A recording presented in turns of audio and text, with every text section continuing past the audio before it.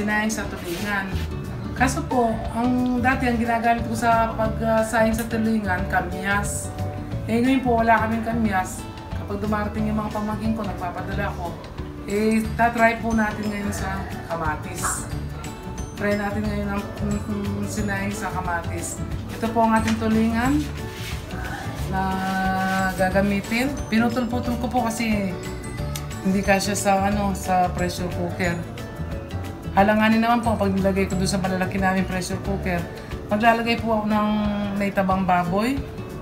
Ayan, patis, sili, tsaka po kamatis at ito ang ating pansasabaw ng tubig. Lagyan po muna natin siya ng kamatis asin, paikutin ng ganyan hanggang sa loob. Ngayon po, ilalagay natin ang ating kamatis sa ilalim at maglalagay din po tayo sa taas. Ito po, gaganyan po natin siya sa ilalim na ganyan. Tapos, ilalagay po yung ating karne para ito po yung magmamantika mamaya. Ito po ang ating liempo. Dapat po puro taba kaso wala. Tapos, ilalagay po natin ang ating tulingan. Sasalansan po natin ng ganyan. 4 piraso to Nabili namin sa Achman. Hindi ko pa pala na-i-upload yung palengke sa Achman na pinuntahan namin kahapon. Ngayon po, lalagay ulit natin ang kamatis sa taas. Iano po natin to ng 3 oras.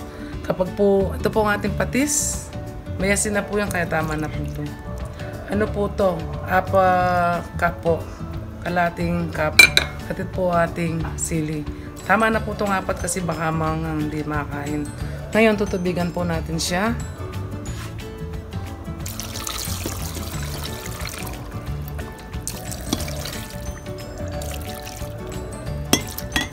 Tama na po yan. Tubig na yan. Kasi may kamatis naman sa ilalim. Magtutubig po yung kamatis. Kaya hindi ko na po pinalubog sa tubig. May kamatis po sa ilalim at may kamatis sa taas. Kasi po, ang kamatis, pag naluto yan, magiging tubig din. Ngayon, pressure cooker ko po. Yung iba po, hindi nila pinay-pressure cooker. Kasi po rito sa Dubai, palagi ang mga tao rito nagmamadali. Kaya palagi kasi nagpe-pressure cooker. Yung po hindi nagmamadali, pwede naman po kung salang nyo dun sa kasirola lang at sa kalan. Mga 3 oras din po yun. Kaya lang, mahina po siya. 3 oras hanggang 4 na oras po yun. Kapag sa Papsi, isasalang na po natin. Tatry ko po siya ng 2.5 hanggang pong 3 oras. Gusto ko po kasi malambot ang tinik nitong ating sinaying. Kaya kapag po 2 oras at kalahati, tatry ko siya kung lalambot siya. Pero kung hindi po naka-pressure cooker, mga 3 oras, 4 na oras po siya. Pero mahina po. Pag nag-whistle na po ang pressure cooker, inaan nyo ng inaan ang inyong kalan.